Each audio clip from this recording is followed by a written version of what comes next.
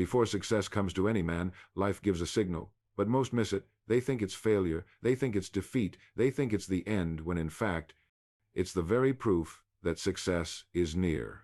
In this message, I will show you the unmistakable signs that success is near. You'll learn why life often tests you hardest just before the breakthrough, why struggle is not the end but the beginning, and how to recognize the signals that tell you to hold steady. By the end, you'll understand that what feels like defeat may be the clearest evidence that you are on the brink of success. We've all seen it, the man who works hard, who strives, who pushes forward, only to quit when things seem impossible. He thinks the door has closed when in truth, success was waiting just beyond it. The difference between those who fail and those who succeed is often just a matter of holding on long enough to recognize the sign. The sign isn't comfort, it isn't ease, it isn't applause, it is resistance. The storm grows strongest just before it breaks. And if you can endure, if you can persist when others give up, then you will discover that the resistance was not to stop you but to prove you. That is the truth most men miss, and it is the truth that can change your life. In the next 30 minutes, I'll walk with you through the hidden signs of success, the ones most people mistake for failure. We'll begin by uncovering why struggle itself is often the clearest proof that progress is being made. Then we'll see why persistence is always tested hardest at the edge of breakthrough. We'll learn how attitude transforms resistance into opportunity, and why the greatest purpose is found when you endure for something larger than yourself. By the end, you'll know exactly what to look for, and you'll never again confuse difficulty with defeat, but instead, you'll recognize it as the very sign that success is near. Here's something most people completely miss. Before success comes to any man or woman, life will test the dream. It does not come wrapped in comfort, it does not arrive announced by applause. It comes hidden in struggle, dressed in difficulty, disguised as resistance. And most men, when they feel that resistance, draw the wrong conclusion. They think something is wrong. They think they've gone down the wrong road. They think the difficulty means they should quit. But here is the truth. Resistance is not a sign that you're failing. Resistance is the sign that you're moving forward. It is life's way of asking you if you really mean it. And if you don't know this, you'll turn back just when you should be pressing on. Think about it. The easy path, the road with no resistance, never leads to anything worthwhile. Anyone can drift downstream. Anyone can float with the current. But drifting only carries you where everyone else is going, and if you've ever looked at where the majority end up, you know it's not where you want to be. Ease is the path of the 95, the conformists, the men who surrender their dreams and follow the crowd, but struggle resistance that belongs to the 5%. That's the signal that you've left the crowd and begun walking your own path. If you feel resistance, it means you're breaking new ground. It means you're alive, moving, pressing forward towards something worthy, and that's why you must never mistake it for failure. Let me show you this in action. Thomas Edison is remembered for the light bulb, for bringing electricity to the world. But what most forget is that he failed thousands of times before he found the right solution. Each experiment ended without the result he wanted. If he had mistaken those results as failure, he would have quit. But Edison understood something vital. Those so-called failures were proof that he was moving forward, that he was discovering what didn't work, narrowing the path to what did. He wasn't being defeated, he was being tested. Resistance was the signal that he was on the right track, and because he endured it, he changed the world. Now let's set the stakes. If you mistake resistance for failure, you will quit every time success is near. You'll turn back just when the breakthrough is about to arrive. You'll abandon the very work that would have rewarded you if only you had endured. But if you see resistance as the sign that it truly is the proof that you're making progress, then you will lean into it. You'll welcome it, you'll understand it, and you'll press forward with greater conviction. And when you do, you'll find that success comes not in spite of resistance, but because of it. Imagine the storm. The winds howl, the darkness deepens, the rain beats hardest just before the dawn breaks. The storm is strongest when it is closest to being over. And so it is with your struggle. The difficulty you face today is not evidence that you are lost. it is evidence that you are near. Near to the reward, near to the harvest, near to the success you've been pursuing. The storm is life's final test, and if you endure it, the dawn will come. So let me ask you, are you facing resistance right now? Are you walking through struggle, feeling pressure, tempted to quit? If you are, don't misread the signal. This is not the end. This is the beginning. This is life's way of saying, prove it. Show me you mean it. Show me you're worthy of what you've asked for. And if you do, if you persist through the storm, you'll discover that success was already on its way. And this leads us naturally to the next truth we must face. For if resistance is the signal, then why do so many still quit? Why do 95 out of 100 abandon the road when they are so close to arriving? That is what we must look at now. Here's something most men never realize until it's too late. The majority don't fail because they are incapable, and they don't fail because the goal is impossible. They fail because they quit too soon. They turn back when the road grows steep. They lose heart when the results are delayed. They mistake the test for the verdict. And so, 95 out of every 100 men spend their lives falling short, not because success was denied them, but because they denied themselves the patience and persistence to see it through. They gave up when the reward was just one more step ahead. Think about that. Imagine a man digging for diamonds. He works for days, for weeks, perhaps even for months. His pick strikes stone, his hands blister, his back aches. But he keeps digging, believing the treasure lies beneath.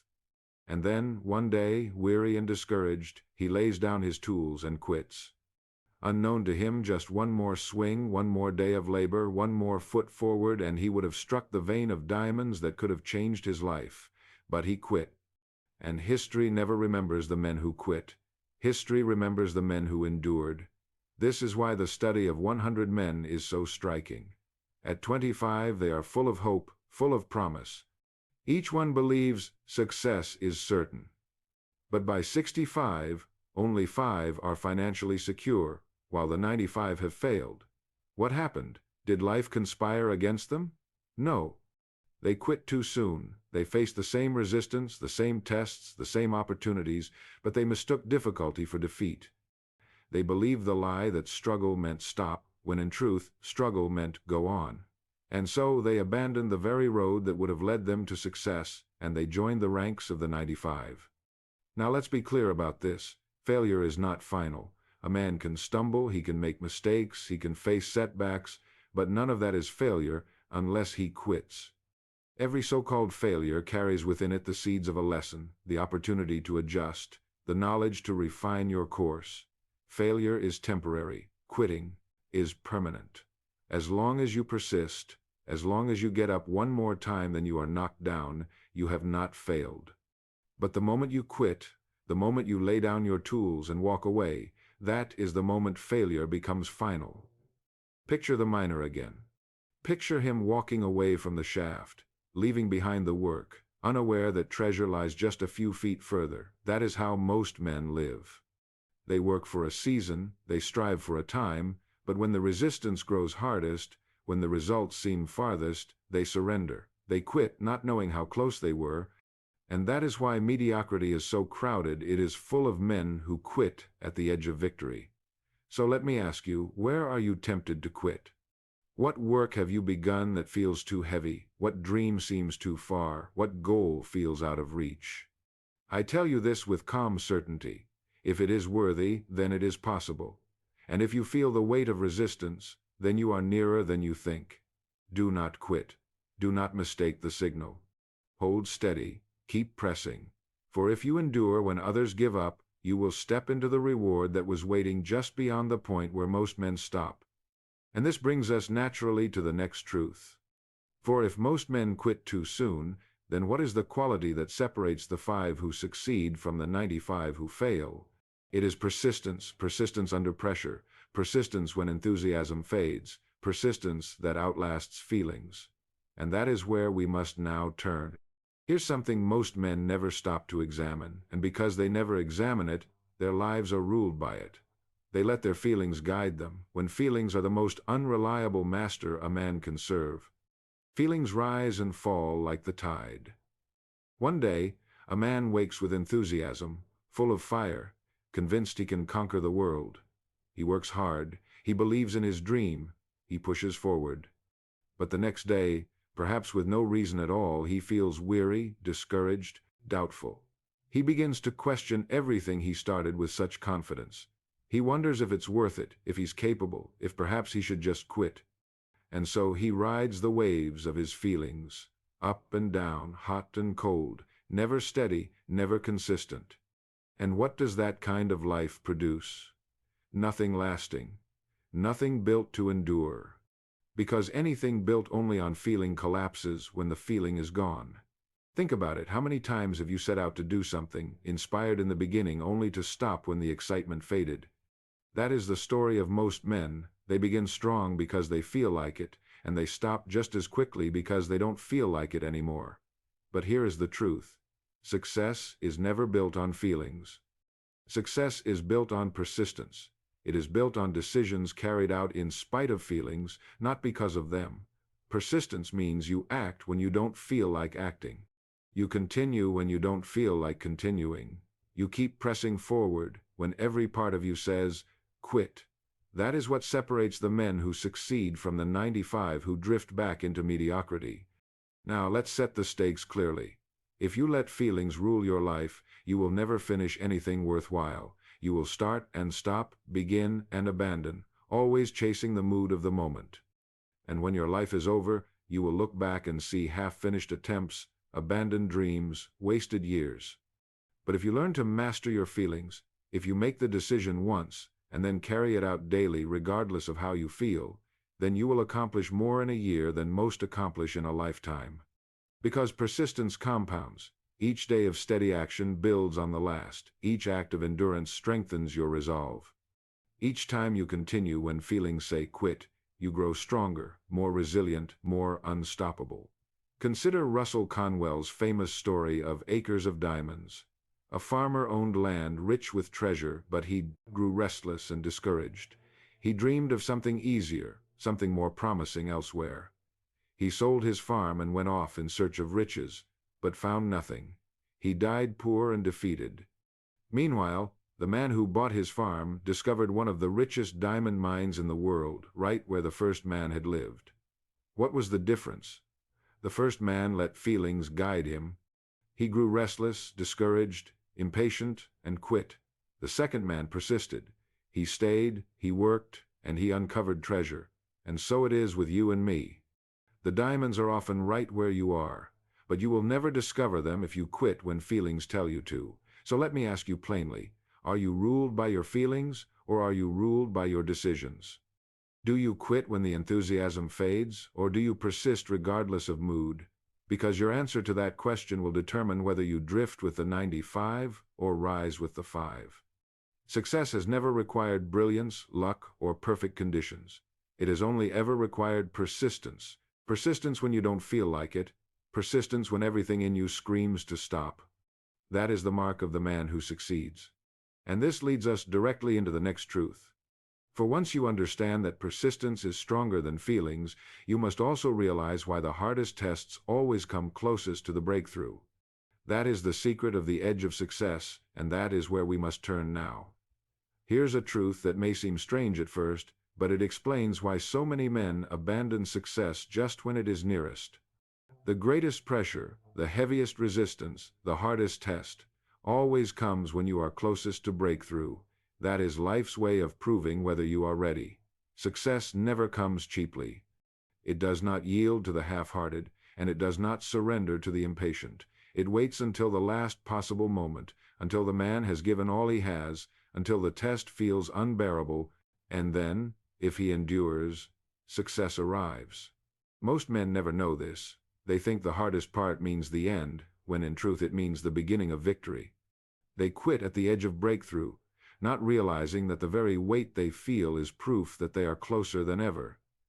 Think about it. Before a child is born, the pains of labor are strongest. The mother endures the greatest trial at the very moment new life is about to enter the world. The same law holds true in every area of life. The darkest hour of the night is the hour just before dawn. The coldest moment comes right before the sun rises. The storm rages with greatest fury just before it breaks. These are not accidents, they are laws of nature, patterns of life itself. And they reveal a truth we must never forget. The presence of intense pressure is not the sign that you are failing. It is the sign that you are about to succeed. Now let us set the stakes clearly. If you do not know this law, you will misinterpret the test. You will believe the darkness means there is no dawn. You will believe the pain means there is no birth. You will believe the storm means there is no calm. And you will quit just before the reward. But if you do know this law, if you understand that the greatest trial means you are nearest to the greatest triumph, then you will endure it differently. You will recognize the pressure for what it is, the final proof that success is almost here. And instead of quitting, you will lean in, you will hold steady, and you will pass through to the breakthrough that was waiting. Think of the Wright brothers. They endured years of ridicule, years of failed experiments, years of watching their dreams collapse in front of them. Each time the world said it could not be done. Each time they faced setbacks that would have destroyed weaker men, but those very setbacks were the signs they were near. They were pushing the boundaries of what was possible. And finally, after all the resistance, after all the failure, came that moment on the sands of Kitty Hawk, when man took flight. The resistance was not proof that they were wrong. It was proof that they were right, that they were on the edge of breakthrough. So let me ask you, what is pressing hardest against you right now? Where do you feel the greatest resistance? What battle seems unbearable? That may be the very sign that you are near to breakthrough. Don't mistake the pressure. Don't interpret the storm as the end. See it as the signal. The harder it presses, the nearer you are. Endure it. Hold steady, for you may be closer than you think. And this brings us naturally to the next truth. For once you understand that resistance and persistence are inseparable, the question becomes, how do we face these tests without losing heart? How do we carry ourselves when everything seems against us? The answer lies in attitude. For attitude is the turning point, and that is where we must now turn. Here's something that many men never pause to consider, though it stares them in the face every day. Life is a mirror. The world reflects back to us the spirit we project into it. If we are full of fear, we will see reasons to fear at every turn. If we expect defeat, defeat will seem to meet us everywhere. But if we carry ourselves with confidence, with gratitude, with expectancy, then life seems to arrange itself in our favor. Doors open, people respond differently, opportunities appear.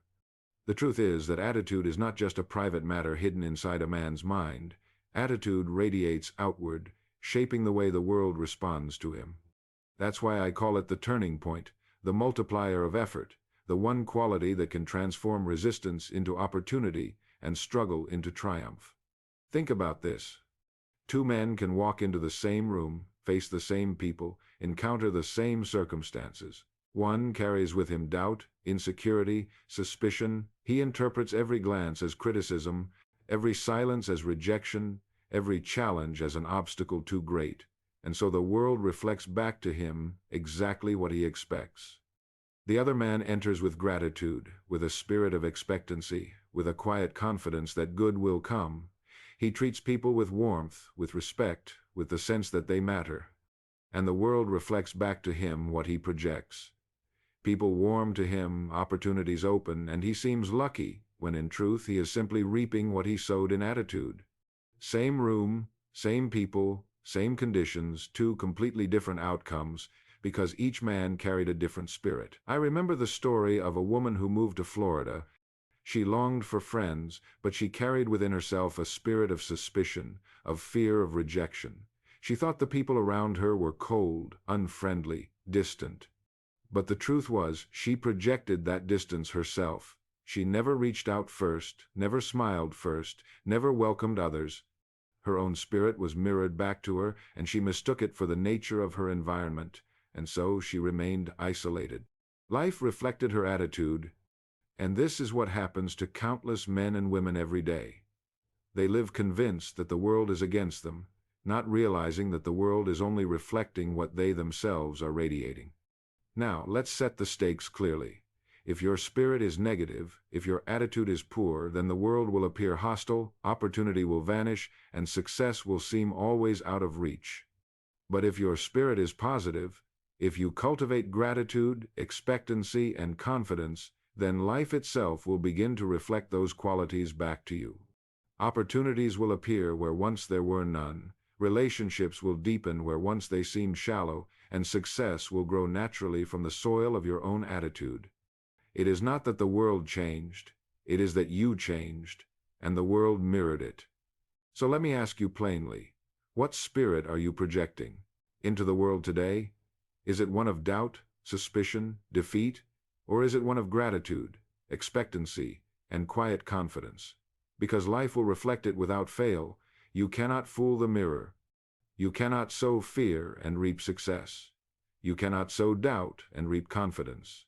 You cannot sow suspicion and reap friendship.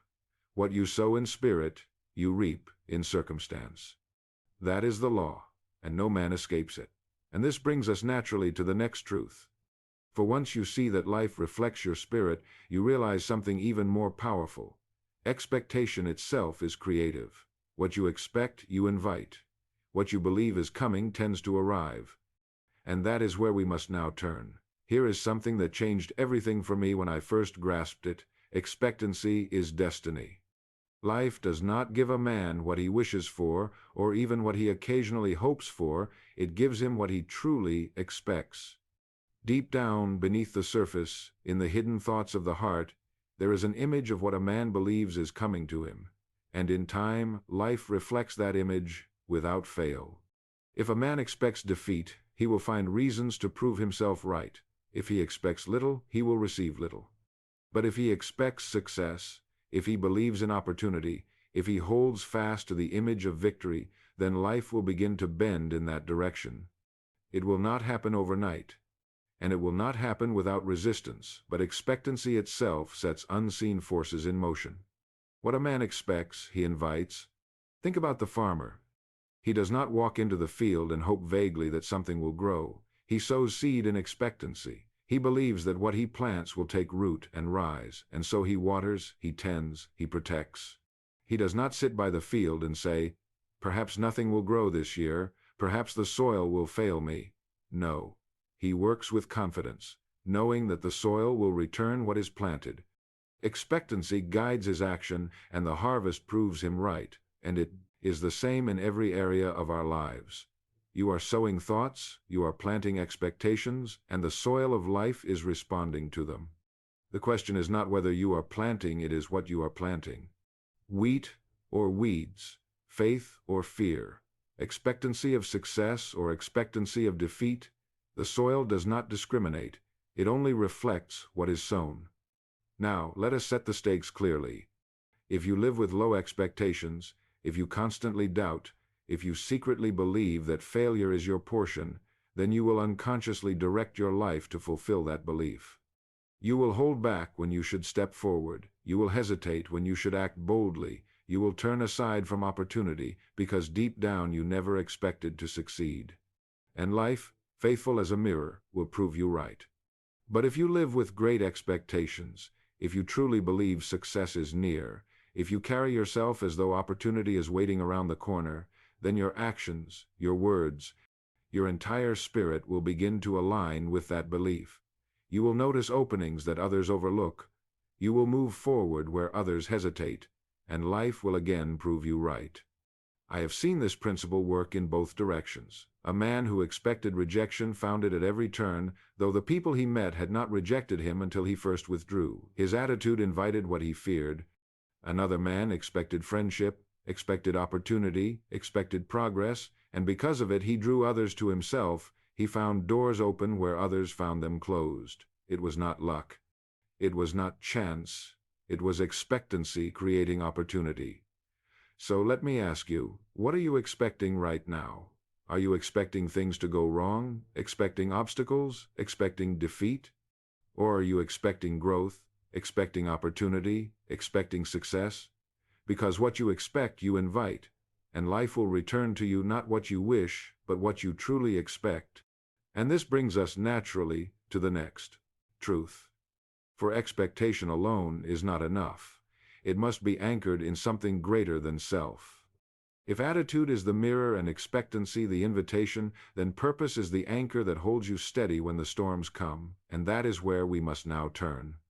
Here is something most men never learn until adversity strips everything else away. Self alone is too small a purpose to sustain a life. When a man lives only for his own comfort, his own recognition, or his own possessions, he finds that his energy runs dry, his enthusiasm fades, his persistence falters. Why? Because self-centered goals cannot carry the weight of a life. They may excite for a season, they may dazzle for a moment, but when resistance rises and the test grows heavy, those shallow motives collapse. A man cannot endure hardship for long if he is driven only by vanity or comfort. But let that same man fasten his life to a purpose greater than himself, and suddenly he becomes capable of enduring far more than he thought possible. Purpose is the anchor that steadies him in the storm, the fire that sustains him when the night is longest, the compass that points him forward when every other direction seems lost. Think about the river. It does not grow strong by keeping its waters for itself. If it tried to hold everything, it would stagnate, it would grow shallow, it would die. But because it pours itself out, because it gives, because it flows, it becomes mighty. It nourishes the land, it sustains the towns, it gives life to everything in its path, and in return, it grows deeper, stronger, more powerful. And so it is with us. The man who lives only to serve himself shrinks, withers, and fades. But the man who lives to serve a purpose beyond himself grows larger, stronger, more enduring. He is sustained not by what he takes, but by what he gives. Now let us set the stakes clearly. If you live for yourself alone, then when difficulty comes, you will quit. When the work feels heavy, you will lay it down. When the resistance grows strong, you will turn back. But if you live for a mission greater than yourself, then you will endure. You will persist through resistance, you will press on when the night is darkest, you will rise again when others have fallen, because your purpose will not let you quit. You will have something deeper than comfort, stronger than fear, larger than self, to hold you steady. That is why purpose sustains when everything else fails. History proves this again and again. The men who endured greatest hardship, who carried their dreams through fire and storm, were not driven merely by ambition for themselves. They were driven by a cause, a mission, a vision greater than their own comfort. That's why they endured when others fell away. And it is the same for you. If your goal is only for yourself, it will not last. But if it is anchored in service, in contribution, in something that matters beyond you, then nothing will be able to stop you. So let me ask you plainly, what are you living for? Is it large enough to sustain you? Or is it too small, too shallow, too fragile to endure the test? Because the size of your purpose will determine the strength of your persistence. If your purpose is great enough, it will carry you through anything. And this brings us to the next truth. For purpose not only sustains, it multiplies. Service does more than hold you steady. It enlarges you, strengthens you, makes you fruitful. And that is where we must now turn. Here is something that may seem counterintuitive at first, but it is one of the most important truths you can ever discover. When you live for yourself alone, your strength diminishes, but when you live to serve others, your strength multiplies. A man who is centered only on his own comfort quickly grows tired, easily discouraged, and restless when difficulties come. He has no reservoir beyond himself, and so when his own energy runs dry, he quits. But a man who anchors his work in service, who dedicates his efforts to improving the lives of others, finds that his energy grows, his strength deepens, his persistence endures. He is lifted by the very act of contribution. He pours himself out like a river, and in pouring, he is replenished.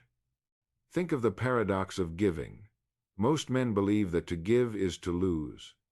They fear that service will diminish them, that to pour themselves out is to be drained. But the opposite is true. When you serve, you discover a source of energy you never knew you had. When your goal is to help others, your strength is renewed daily.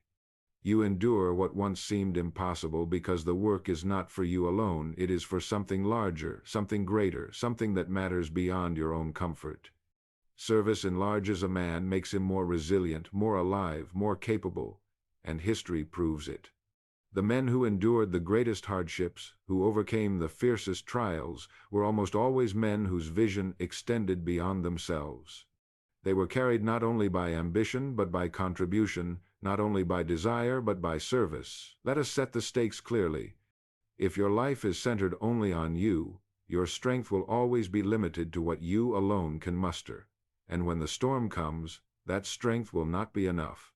But if your life is rooted in service, then your strength is multiplied, because it is drawn not only from within but also from the purpose that surrounds you. Service connects you to others, and in that connection you discover power far beyond yourself. It transforms your persistence into something larger, your endurance into something deeper, your success into something more meaningful. You are no longer pushing forward alone.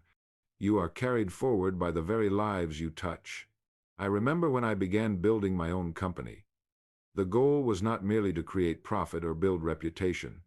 The goal was to help men grow, to inspire them to become more than they believed they could be. And because of that, the vision, the work endured.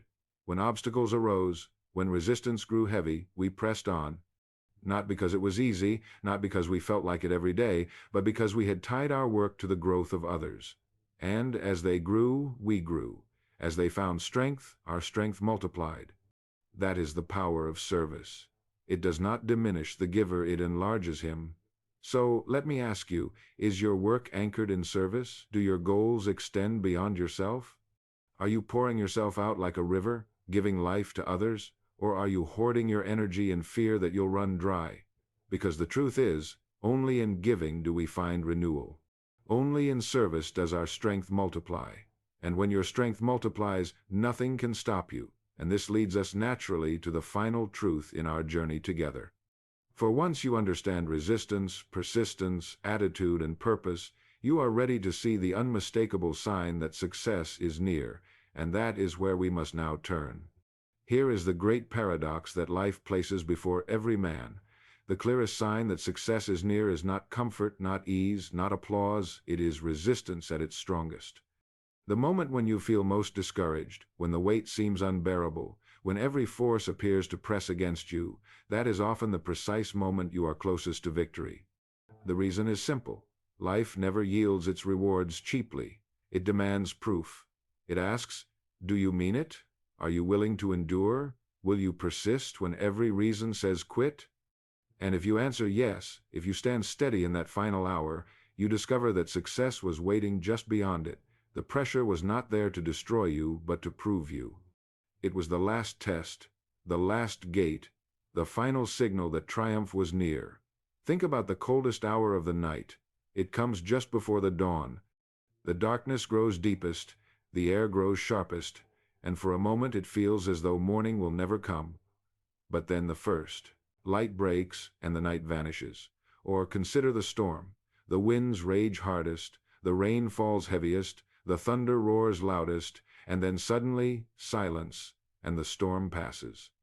These patterns are not accidents, they are laws of life itself. They tell us something profound. The hardest resistance is the clearest proof that change is near. The struggle is not the end, it is the sign.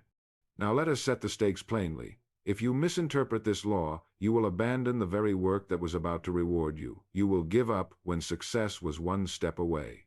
You will lay down your tools when the treasure was just beneath the surface, and your life will become another story of almost another record of what might have been. But if you recognize the sign, if you see the intensity of resistance as proof that you are close, then you will hold steady, you will endure just a little longer, you will persist just a little further. And that little further is what separates the 95 from the 5. That little further is what makes all the difference. Consider the Wright brothers. For years they faced ridicule, disbelief, and endless setbacks. Each attempt seemed to end in failure. The world told them man was not meant to fly. Their experiments collapsed, their machines broke, the resistance was relentless, but they pressed on. They understood that each failure was not defeat but proof that they were close. And one day, on the sands of Kitty Hawk, they broke through, they flew, the ridicule ended, the world changed, and history remembered them. The sign of their nearness to success had been the intensity of their struggle. And because they recognized it, because they did not quit, they crossed the line that most men never reach. So let me ask you, where in your life do you feel the greatest resistance right now? Where does the struggle seem unbearable, the opposition unrelenting, the night darkest? That may be the very sign that you are near. Do not quit. Do not mistake the pressure. Do not walk away. Hold steady. The very weight you feel is the signal that breakthrough is close. Endure it, prove yourself, and success will arrive. And this brings us at last to the conclusion of our journey. For we have seen that resistance is a signal, persistence is the answer, attitude is the multiplier, purpose is the anchor, and service multiplies strength. And now, you see the unmistakable sign. When the pressure grows strongest, when the struggle seems greatest, it means you are near to success. And that truth changes everything. And so we have come full circle. We began with a question of signs. How can a man know when success is near? Most believe it will be ease, applause, or sudden opportunity. But we have seen the truth. Success does not announce itself with comfort. It comes disguised as struggle. It does not greet you with fanfare. It tests you with resistance. It does not ask for half measures. It demands persistence beyond feelings. And it always arrives after the final test. Resistance is the signal. Pressure is the proof. The darkest hour is the clearest sign that dawn is near. We have walked together through the law of persistence, why feelings cannot be trusted, why decisions must endure beyond moods, why pressure grows strongest when the breakthrough is closest. We have seen how attitude reflects itself in the world, how expectancy creates opportunity, and how life mirrors the spirit you project. We have discovered that purpose sustains when self collapses, and that service multiplies strength, renewing and enlarging a man instead of draining him. And finally, we have learned to recognize the sign: when the resistance is fiercest, when the storm is wildest, when the night is darkest, that is when you must hold steady, because success is nearest. So let this be your affirmation. When the struggle is hardest, I will not quit. When the pressure is strongest, I will not retreat. I will see resistance, not as defeat, but as proof that success is near. I will persist beyond feelings, project the spirit I desire reflected back to me, anchor my life in purpose, and multiply my strength through service. I will not give up when the night is darkest, for I know the dawn is near. And now, before we part, let me leave you with this. If you want to understand the single law that governs all of this, the law behind persistence, attitude, expectancy, and purpose, the law that explains why so many fail while a few succeed, then watch my message called The Strangest Secret. In it, I reveal the timeless truth that we become what we think about. Click here, and let us continue this journey together.